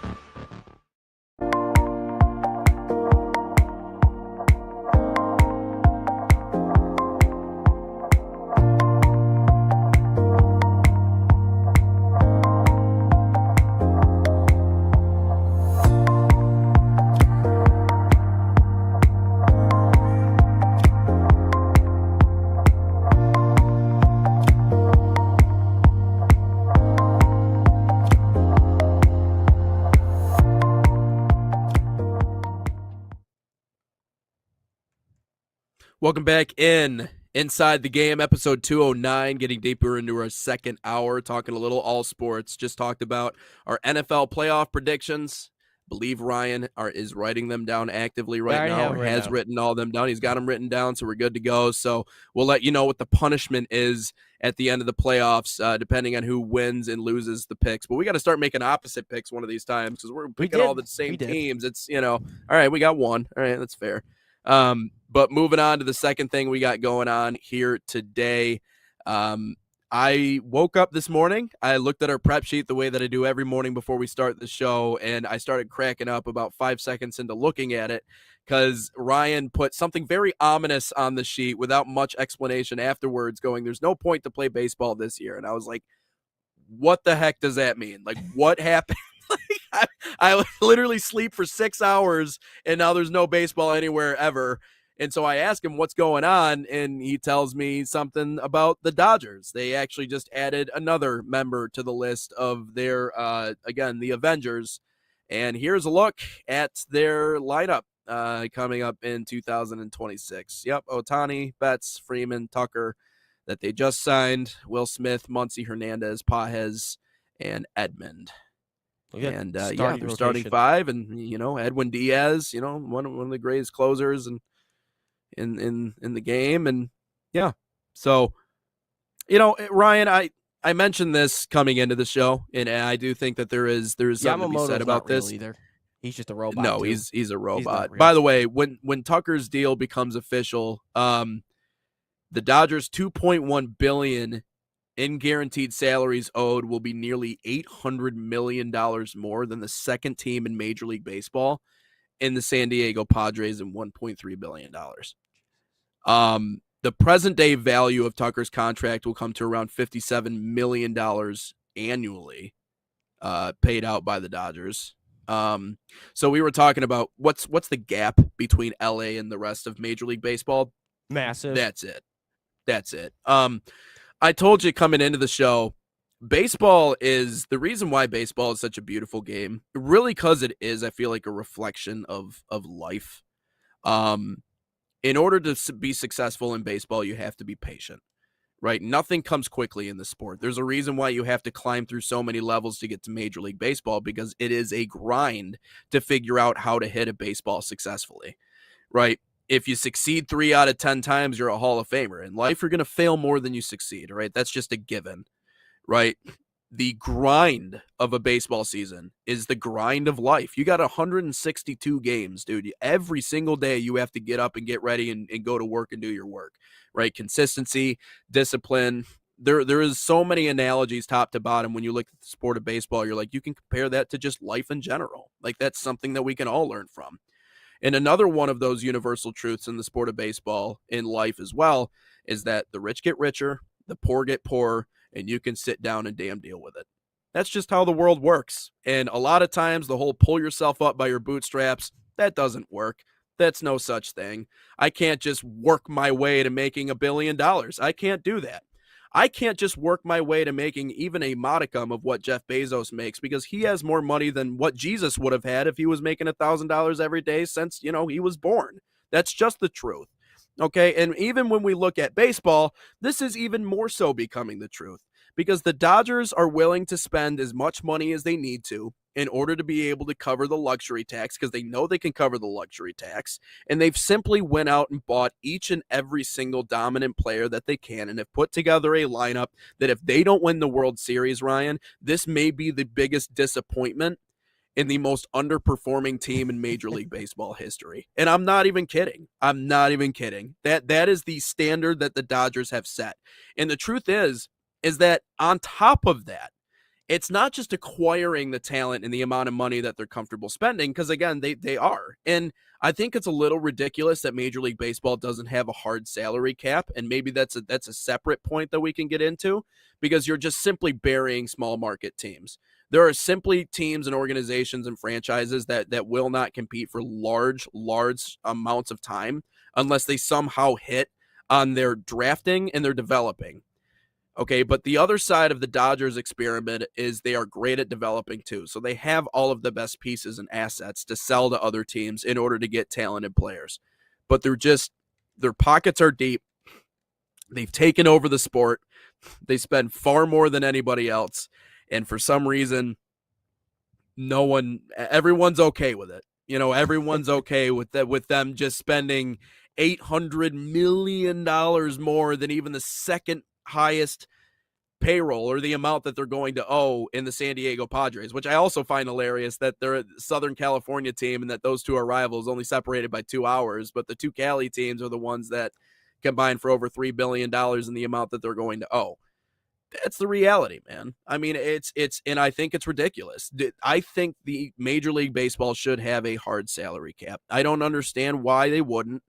I don't understand why we've been okay with this for as long as we have. But this has always been the universal truth. They're the new evil empire. It's not the Yankees anymore. It's the Dodgers. The Dodgers are to my generation and your generation what the Yankees were to your grandfather and your great-grandfather. Same thing with me.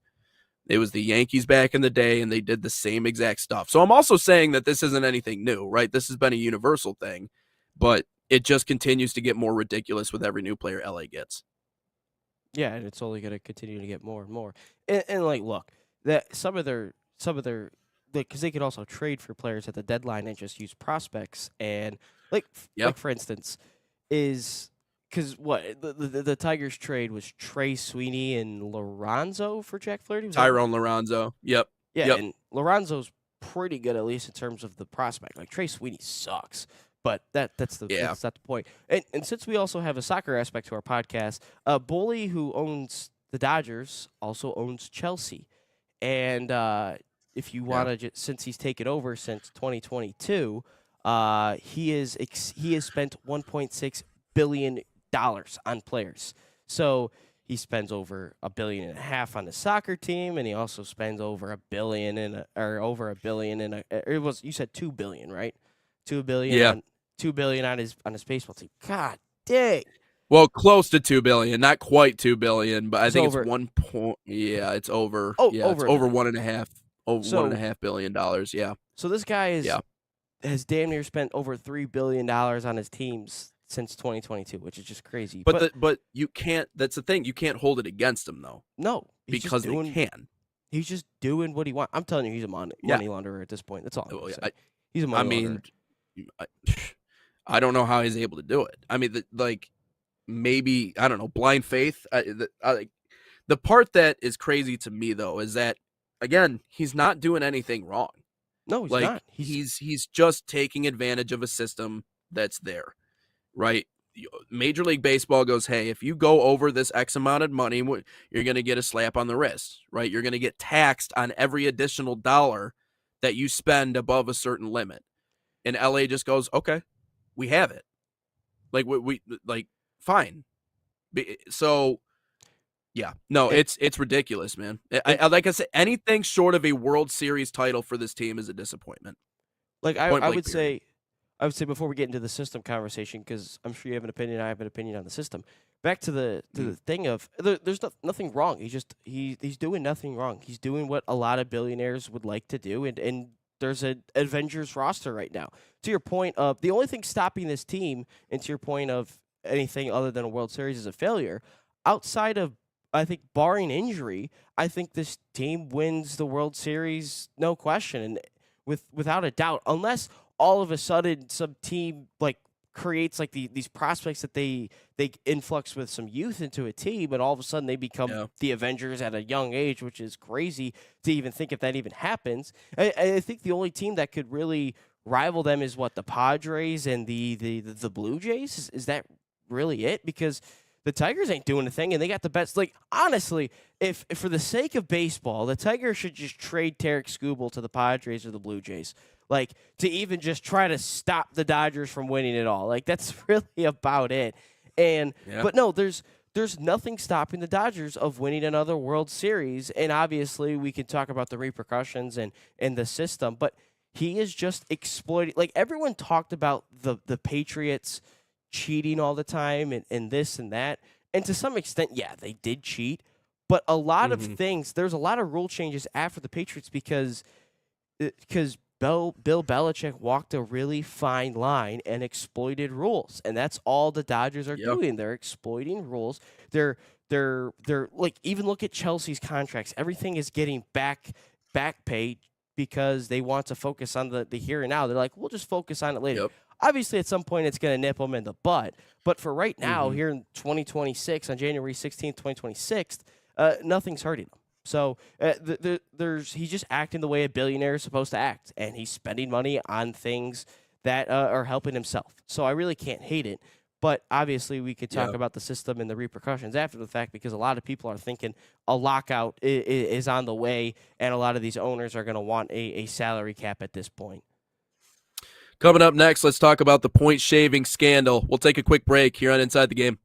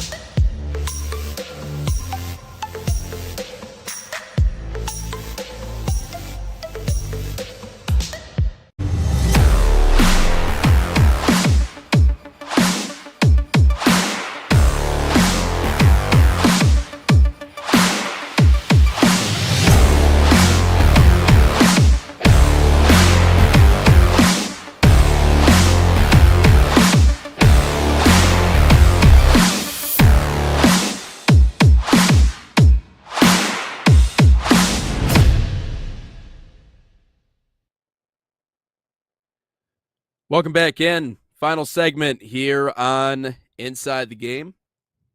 Nate Wangler alongside Ryan Glinsky. Ryan, wild stretch of time, specifically in college basketball. Just this story breaking the other day, over 20 players charged in a betting scandal in college basketball. And I know that you were reading up on this a little bit this morning and exactly what happened in this situation. And we predicted this. I forecasted this. And then more of this is going to happen. More of this is going to continue to happen just because of where the culture is right now in college basketball. And obviously we just betting and gambling in general. These companies are kind of taking over the sports scene. But kind of give us a lowdown on exactly what it is that you came away with and what the situation is looking like currently. It's just, I'm sure the mob is running things. We just don't know for sure, but we just think that the mob is running things. But no, 26 players, 27 players. Some people have said 39s. Whatever the number is, it's a good chunk of players in college basketball that are trying to say that, or trying to point shave. And if you look at it, it's a lot of players from schools that aren't your traditional players, from your traditional schools like the Dukes, the UNCs, the Michigan States, the Michigan. So it's not really necessarily Power 4 schools, but if there are some players, they're from like the lower end of Power 4 schools. And I'm sure all it is they're players that aren't making a ton of money. They're not making millions in NIL money like we see Cal State, Bakersfield. We're seeing a lot of MAC schools, which, funny enough, last year I was doing a radio call for CMU Eastern Michigan men's basketball, and it just happened to be a couple days before the game. A couple Eastern Michigan players were suspended for suspicious point shaving and all that fun stuff. So obviously they didn't play. So, it kind of made the prep sheet a little bit easier, I guess, because I didn't have to cover so many players and know anything about. But you look at some of these teams involved: Abilene Christian, Alabama State, Butler, DePaul, Duquesne, East Carolina, and an ad just popped up as I was trying to read it. FAU, Fordham, Kennesaw State, Kent State, LaSalle, McNeese State, Nichols State, Ohio University down in Athens, St. Louis, St. John's, which, to be fair, we kind of expected St. John's at this point. They got Rick Pitino, the Godfather, over there, so it's expected. Buffalo and Tulane and Western Michigan, which we talked about yesterday. But some of these players were making $10,000 to $30,000 a game. So And the thing is we were talking about it a little bit pre-show was Boston College back in the day with Henry Hill, which again, that guy is just a rat everywhere he goes. But Henry Hill just like talked about how players on Boston College, like his group of mobsters or whatever, talked about point shaving for Boston College. And when you start to look at things, it's a little bit alarming. And when you start to look at some of these highlights of players just throwing away games with some of these turnovers, it makes sense. And it's just sad to see, because at the end of the day, you would like to see players, you'd rather see wins happen organically. No outside influence trying to happen, no players trying to be influenced, no sign stealing, anything like that. But you just wish it would happen authentically. And my biggest takeaway from all of this is the mob. That's my biggest takeaway from all of this. The mob infiltrating the smaller schools and hurting the small programs. I think sometimes when we look at certain things that are legalized, we're like, it's legalized because it's good for you. It's okay to do it, right? Not necessarily. Not with all things, right? You could talk about, certain controlled substances that are legalized. They're not legalized because you should be doing it all the time. They're legalized because maybe there's a medicinal benefit for it. Certain things are legalized because they, for one reason or another, but it doesn't mean that it just gives you the green light to do terrible things with it. When this was green lighted and when sports gambling was starting to really make its mark in the United States, right after it was pretty much illegal everywhere, and for these reasons, right, people were fixing matches, people were doing things. And by the way, I just want to let everybody know, even if it's legal or illegal, people are still going to find a way to do these things. If it has to go underground, it'll go underground. You're not going to completely get rid of it. So, but when you legalize it, right, and it's out in the open, now that completely changes things, because you've created a culture of sports gambling that is different than, if it's not legal, then then a lot less people are going to be willing to go to that extent. But, I've always said this, the universal truth is that the house always wins, right? So these companies realize how attractive it is to gamble on sports because it's a thrill.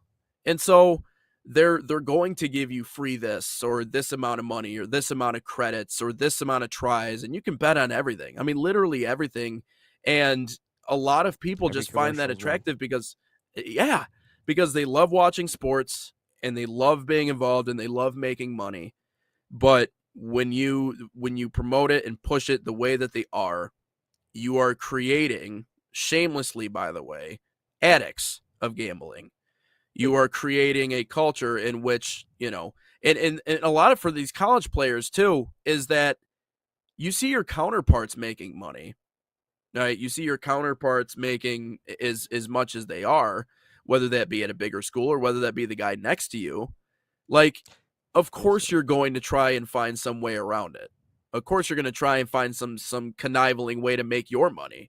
Because the other question is, how much does a degree actually mean nowadays, especially for some of these guys? Not much. You either are financially set up from sports in college, or it's the same experience it used to be where it's we'll pay for your school and your degree, but after that, good luck. And you're going to dedicate all your time while you're here to playing the sports, and you're not going to have the chance to make money or build credit or put in anything in your bank account. And so, again, I understand why they would do it, but I just think the culture of betting and gambling is exacerbating this far more than at one point in time when it was this is illegal and this is not okay, regardless. I just, to you saying about the person next to you making more money, I don't know if you saw yesterday, but a lot of Ole Miss guys are hitting the portal because Pete Golding, the head coach now, obviously at Ole Miss, it was leaked about how much each player was making, and some people were upset that new guy coming in was making more money than me. So a lot of some good players are hitting the portal. So sorry, I just a little side note there. I thought that was a little interesting yesterday. Wow. Ole Miss will be in the dirt here soon because they ain't gonna have a roster. Man. So sad. Oh my God. But they're not gonna have a roster up to this point, and a lot of key players are gone, and Trinidad might not even be coming back because the NCAA won't allow it. But anyway, to your point of betting, again, I'm not going to say I'm a betting addict. I don't bet a ton. I've bet a little. I usually bet when I go to a game. Like I always throw a little like $10-15 when I go to a game. Like there's nothing a really big deal. But I also don't have I don't look at a football game and I'm like, dude, I gotta bet something. I gotta bet something here. Like some of my friends, like our group chat, there's always like a bet every single day. Like some people send in the same, like they send a screenshot of their bet coming in or whatever. Like I get it, like it's cool, like people want to spend some money on it, but at the same time, I heard I forgot whatever financial podcast it was. Like I just saw a clip of it on Twitter. Like it is ruining a young, like my generation, I guess you could say. It is ruining my generation in terms of money. Like they are losing money at a crazy rate every single day because they just want to bet money. They want to bet. And we talked about it when it's thrown down your throat. Like, sorry, when you're watching your favorite local pro team, like the Detroit Pistons or the Detroit Red Wings, for example, yesterday, it's on a damn betting network. It's FanDuel Sports Network. Like, and every single pregame show, it's bet of the day, parlay of the game. Like, that's just what's gonna happen. And even Sports, and again, I don't look at that stuff, but like, just like obviously it's in my face every single day, just looking at it, and same game parlay, profit boost, all this fun stuff, and yeah, it's gonna happen. And when you're an outside influence, again, we're just gonna assume the mob is a part of this. We're just gonna assume we don't know any facts about that, but we're just gonna assume the mob based off history.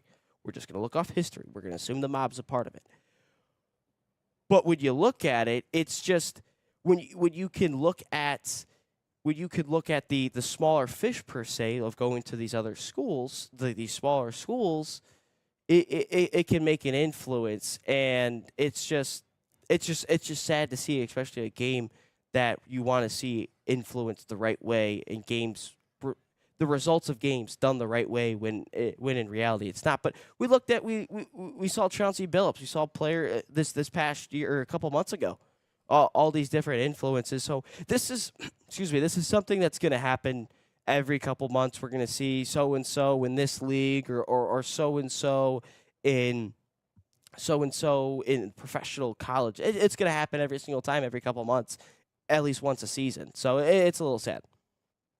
Sports betting has become what it is in the United States for one reason and one reason only. There's a lot of people making a lot of money, and the house always wins. Yeah. And they don't care what impact they make on young kids. They don't care what impact they make on young people.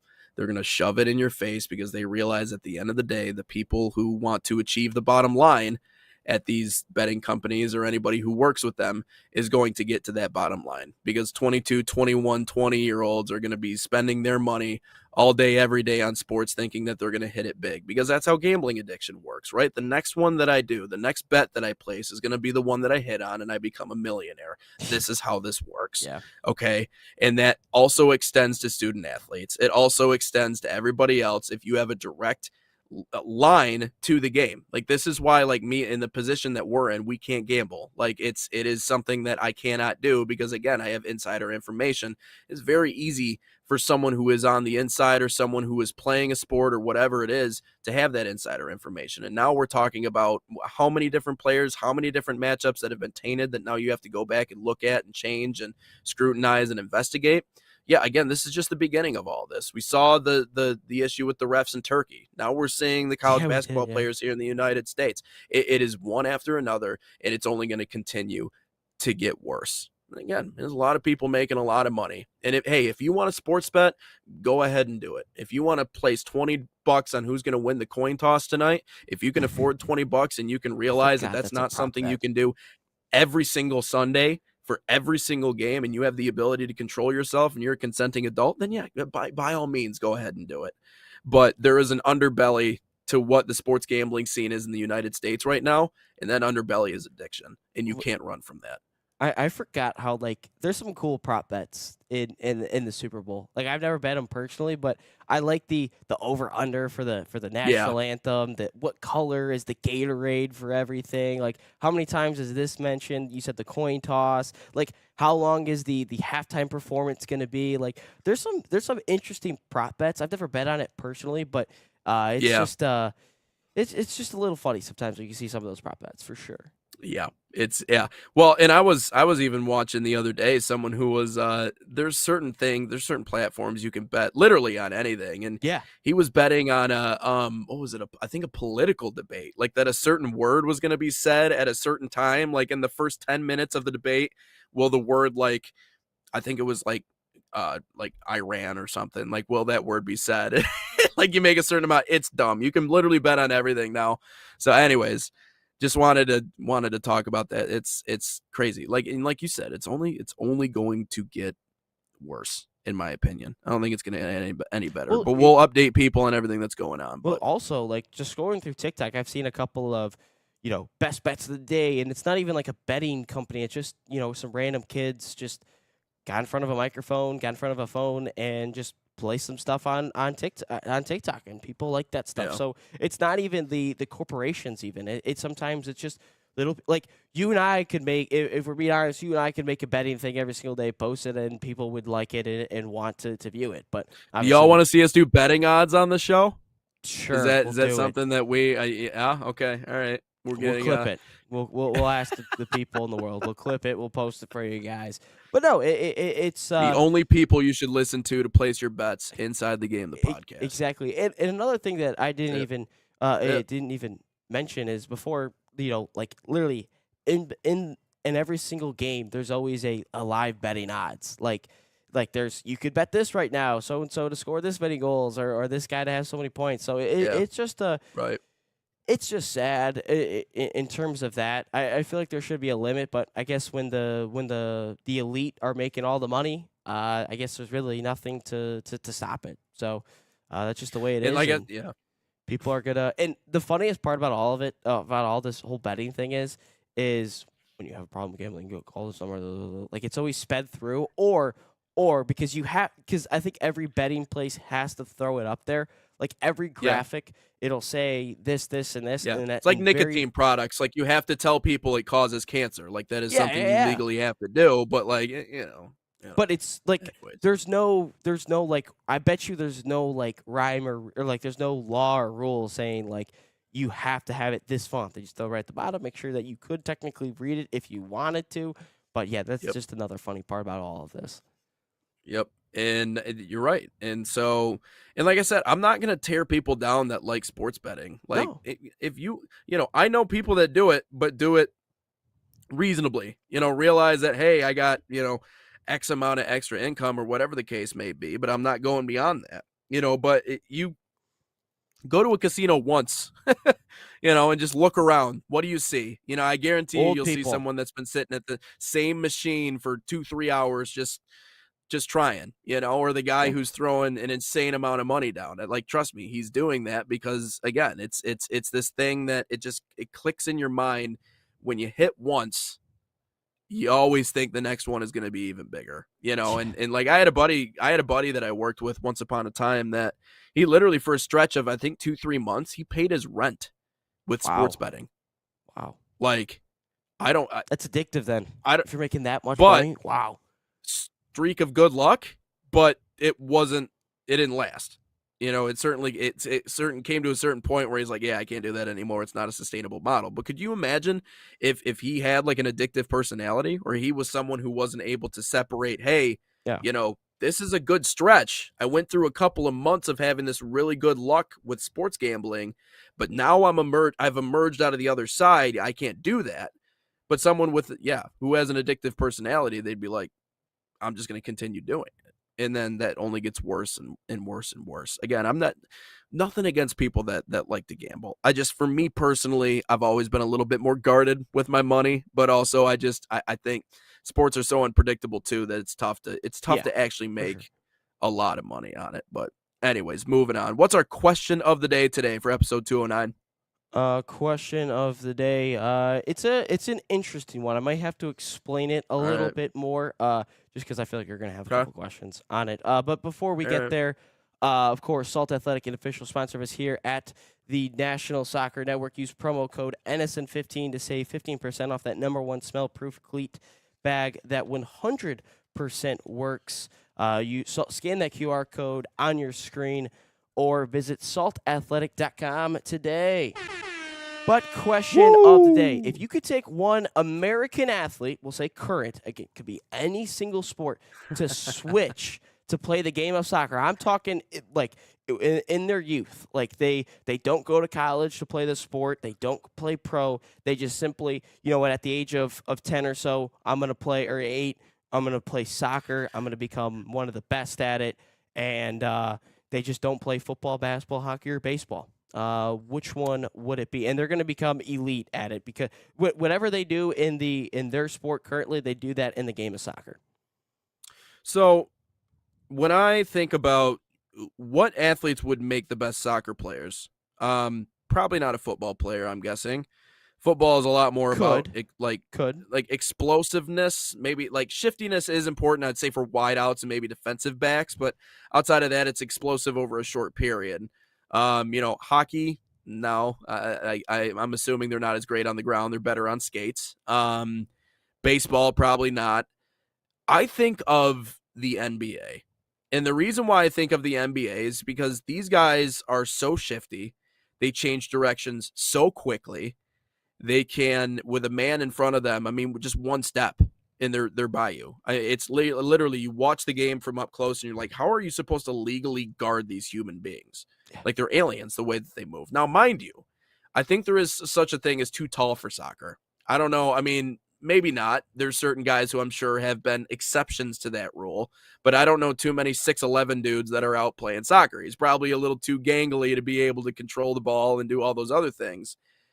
But if there's one person that I think, and I've always said this, why not LeBron? And I'm talking LeBron prime James. time LeBron. I'm talking like Cavaliers LeBron James, right? First of all, He's 6'9". shiftiest dude of all time. You change directions. Yeah, but he's a brick, though. It's a little bit if you're 6'9" and you're a string bean, but if you're a brick, I don't know. You tell me, Ryan. Does size matter in soccer? Does it really matter that much more? Well, you look at the best player of all time. He's small. He's smaller than me. He's like 5'6". True. I would it's more about say- skill. That's the thing. Depend. So if you're looking at a defender, yes, I think it does. If you're looking at a center back, you're looking at a goalie, yes. Midfielder, if you're looking at a CDM, yes. Striker, yeah. What about winning 50-50 balls, like headers and stuff? If you're up top, it depends to an extent. I think it does. But someone has to put the ball in the right place, so I guess it only matters if you have, a good setup person around you. But no, I think 6'2". That's Okay. pretty big. I would Right. say yes to an extent. I would say it does matter because little you can teach a basketball player the endurance side of things. Like, that would be the biggest adjustment if you're going from basketball to soccer, because you can fit an entire basketball court inside of like a regulation professional field. You can fit an entire court inside of what the goalie's box is, I think. Unlike a FIFA, like for like the World Cup, the fields that they'll be playing on, I think you can fit the whole thing inside of it.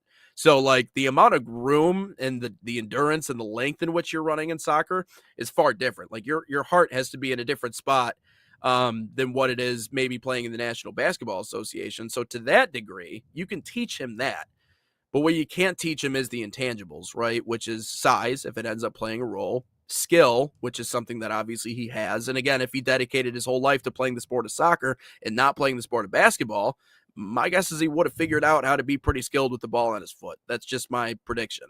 But it's just the size thing that always makes me go, simply because, again, 6'9", how can you act good? Can you actually be with your feet? But again, this is LeBron James. He's like, in terms of being able to be as skilled as he is at his size, he's the best since Magic at the size that he's at. So I'm going the running back position. I got 3 in mind right now. I got Jahmyr Gibbs, I got Saquon Barkley, I got CMC. Jahmyr Gibbs is out. Saquon would? Yeah, look at him. He's so explosive, so quick, so fast. I think it'll probably only last like 20 minutes out there, though. Well, He's you just said you he's could teach the person He's the a big endurance. dog. You could just okay, all right. Well, obviously they wouldn't be as big. They wouldn't be the size they are. True.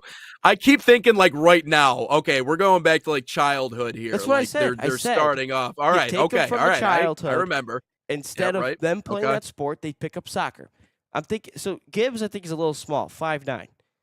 I'm looking at, I honestly would go Christian McCaffrey. I think he's 5'11", he's explosive, he's shifty.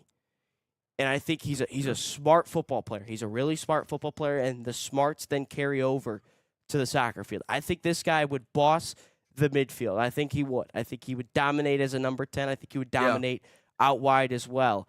But I think he would really dominate as a center attacking mid. What's Pulisic's height?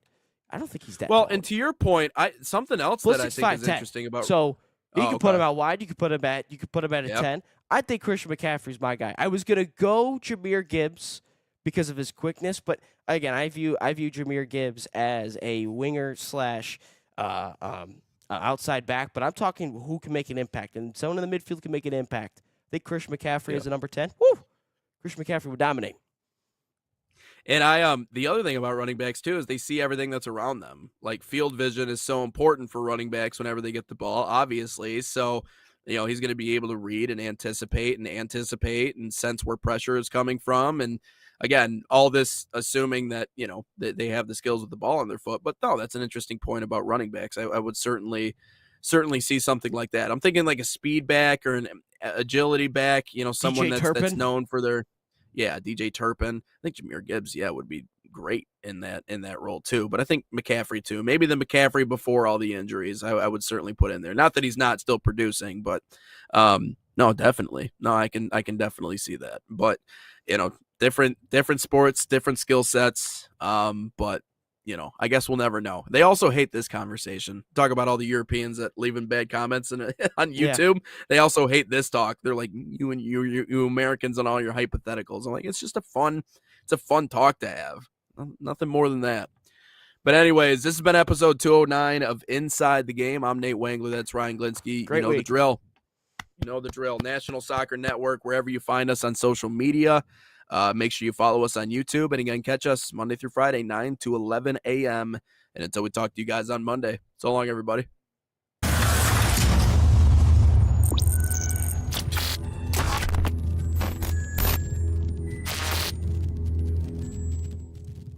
From the biggest matches to the hottest takes, Jonathan Turner and Nathan Wangler bring you the stories, the analysis, and the edge you won't get anywhere else.